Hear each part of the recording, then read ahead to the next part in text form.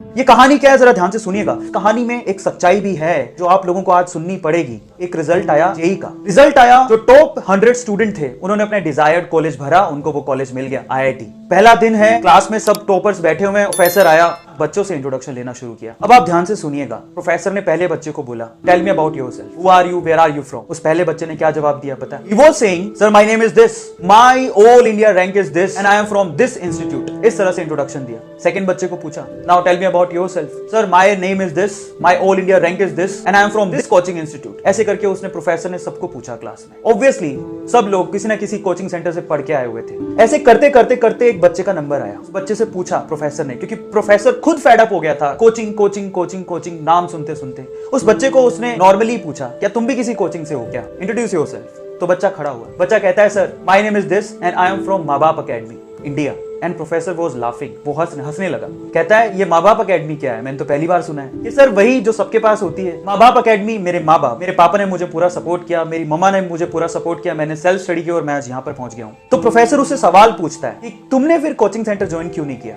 बड़े ध्यान से सुनिएगा। अच्छा जवाब देता है कि सर क्या हो जाता कोचिंग सेंटर ज्वाइन करके, वही ऑल इंडिया रैंक 1 है, जो वही लकड़ी की बेंच में इसी क्लास में बैठा है, और वहीं मैं हूं 59th रैंक है सर, और मैं भी उसी क्लास में उसी लकड़ी की बेंच पे सामने बैठा हूं सर। क्या फर्क है? हाँ, फर्क सिर्फ इतना है कि वो 2-2.5 लाख रुपए खर्च करके बैठा है और मैं अपने माँ बाप के 2-2.5 लाख रुपए बचा के बैठा हूं सर। सो प्रोफेसर उसकी बात को सुन के हैरान रह गया। प्रोफेसर से रहा नहीं गया। उसने फिर से एक सवाल पूछा उसी बच्चे से। कहता है, तुमने कभी तो ट्राई किया होगा इस कोचिंग इंस्टीट्यूट के लिए, कभी तो तुम गए होगे। तो उसने जवाब दिया, हाँ सर मैं गया था। मेरे स्कूल वाले जो टीचर थे वो मेरे घर आए, मेरे पापा से मिले और उनको बोलते हैं कि आपका बच्चा बहुत होनहार है, इसके लिए कुछ करो, तो किसी इंस्टीट्यूट में दाखिला दिलाओ, ये निकल जाएगा। पर मेरे पापा के पास इतने पैसे नहीं थे, तो उन्होंने अपना घर बेचकर थोड़े बहुत पैसों का जुगाड़ किया और मुझे लेकर गए इस कोचिंग सेंटर में।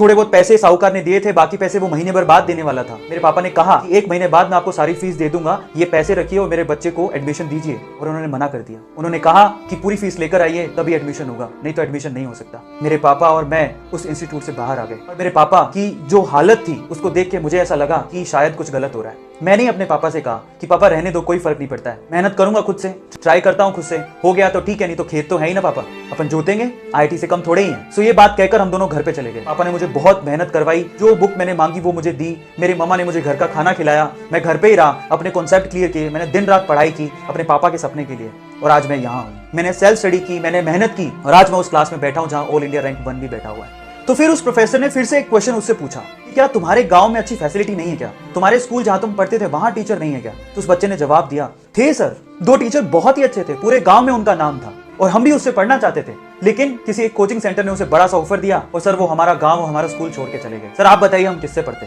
और ये सब सुन के उस प्रोफेसर ने उस बच्चे की बहुत तारीफ की क्लास में, और बहुत ज्यादा। अब क्लाइमेक्स आने वाला है स्टोरी का, ध्यान से सुनिएगा।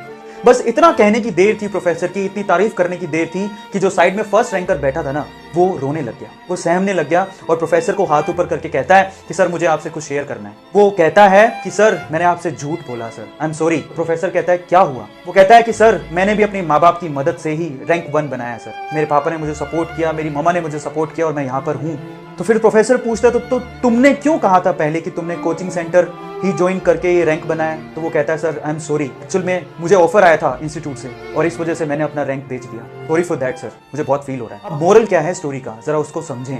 जो अगर आप सोचते हैं कि ऑल इंडिया रैंक 1 ये कोचिंग इंस्टीट्यूट ही बनाते हैं, तो बहुत सारे टॉपर ऐसे हैं जो अपनी रैंक बेच देते हैं। Do share this video.